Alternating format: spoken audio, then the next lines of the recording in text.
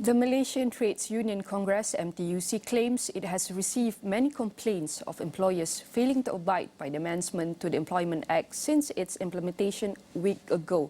MTUC Secretary General Kamarul Baharin Manso said it has received complaints from workers and unions and that one of the issues they brought up was a failure to implement the 45-hour work week. Kamarul claimed some employers also amended their workers' service systems without their agreement, including not paying them during their breaks. The question is obviously focused on the impact of turnover for a company. However, a question should be asked by this company what they could do to increase retention. Top talents have unique skills and values to offer an organization, so many employers will need to strategically plan their benefits in order to attract and keep the best candidate. Joining us today for this discussion on the line is S Sarkuna Shanmugam, the Country Manager TADA Malaysia. Good morning, Sarkuna. Good morning, Nina. Good morning. Thanks for having me here. All right, thank you for joining us on Niaga AWANI this morning.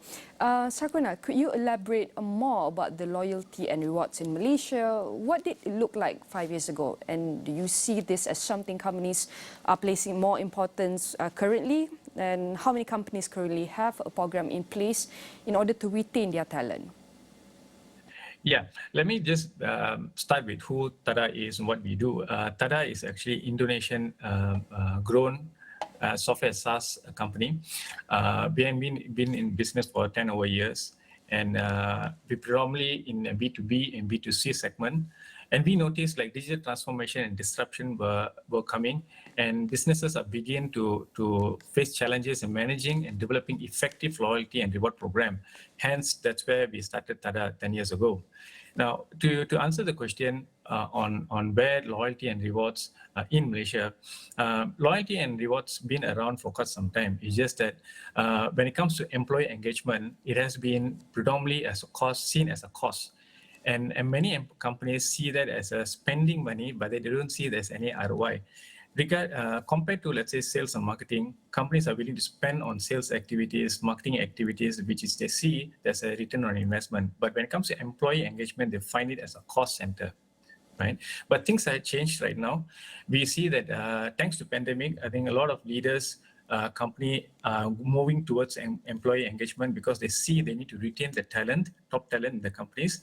That's the reason why when it comes to rewards and engagement for employee engagement, it's becoming much better these days. All right, as you mentioned just now that things are changing after the COVID-19. As before, the royalty and rewards has been long time ago, but as we can see, they have seen some costs when it comes to employee engagement and not as an ROI, but yes. Even they would invest in the sales and marketing because they believe they would generate more revenue than focus in employee engagement. So, and then what are some of the challenges companies will struggle with when it comes to attracting or even engaging their employees? Yeah, so good question, Nina. Let me explain to you, right? When it comes to marketing activities, people can actually justify, I'm going to spend X amount on activities, I'm going to have return. But let me share with you, break the myth. There is a cost for HR when it comes to retaining talents. See, when a company needs a talent, it goes through identifying the candidates, right? They have to find the candidates first. Then they go into interviews, first round, 3 rounds, 5 rounds and all that.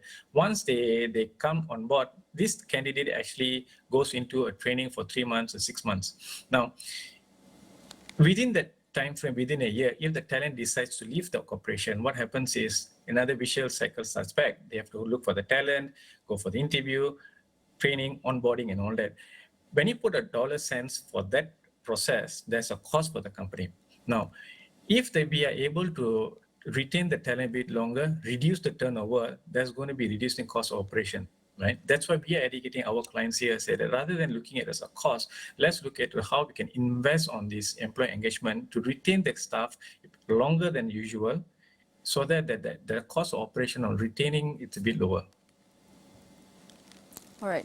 So as you mentioned, we need to find how can we retain about how TADA's loyalty and rewards program can aid in employee retention you just now without jeopardizing the company's financial stability. What are some of the benefits of implementing this into a company current business model? Can you elaborate more on this? Yes. See, when I started my job 20 years ago, it's more about wages, how much you're going to spend, how much, what's my package like, and all that. But these days, the fresh candidates and all that, they're not looking only on wages. They want to see the company culture. Where's the leadership? What's the vision of the leader, right? So this kind of vision changes in the industry. It's pretty important, and it's important that the leadership actually engages and disseminate these values of the companies to the employees, right? So when the companies, just imagine the HQ is in KL, and they have another operating office in JB and Penang and Ipoh and all that. What's going to happen is, how are we going to disseminate, how as a leader in KL could be engaged with the employees, right? So WhatsApp, Telegram are not going to work, right? So a person, just imagine someone is working in JB, the person feels that, I'm doing a lot of things, I'm being contributing to the company, but I'm not being recognized for my work, right? So this person will have not a very good, pleasant journey with the company. So what we want to do is, we want to tell the companies, like, if you have employees, we want to make sure that they become ambassador of the company. They go out, they tell good things about stuff. Just imagine Astro by themselves, right? So we want them to go out and say, hey, how good is working with this corporation, because they do this, they have this benefit, they engage with us, they contribute, they recognize and reward our contribution to the company. So this is what we want to do, right? So when you do it rightly, in a long term, you're going to retain your talents. Correct. That is one of the long-term solution, as we are not only looking at the wages, but we also need to look how the leadership can implement the company's value within. So what can you tell us about the future of this loyalty and rewards schemes in Malaysia? Do you see more companies implementing these types of programs? Oh, yes, I do. Yes, I do. Like I said, this pandemic actually changed a lot of thought process. A lot of leaders and a lot of companies that we have met for the last couple of months have looking into a program to retain their top talents.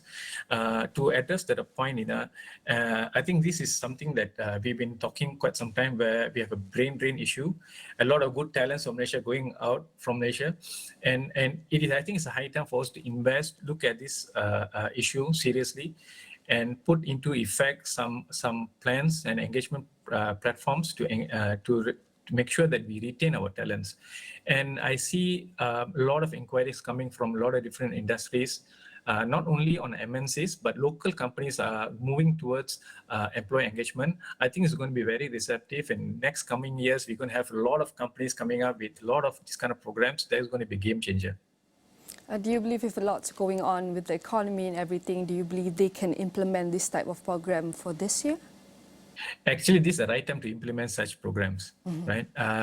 Anytime is a good time. I think during this kind of challenging time, this is where the companies need to find ways to show that appreciation to the employees and say, hey, I know it's going to be tough, let's go through it, but I'm going to invest on you, I'm going to invest on these talents, let's do this together. So I think those kind of leadership, it's about time to do it.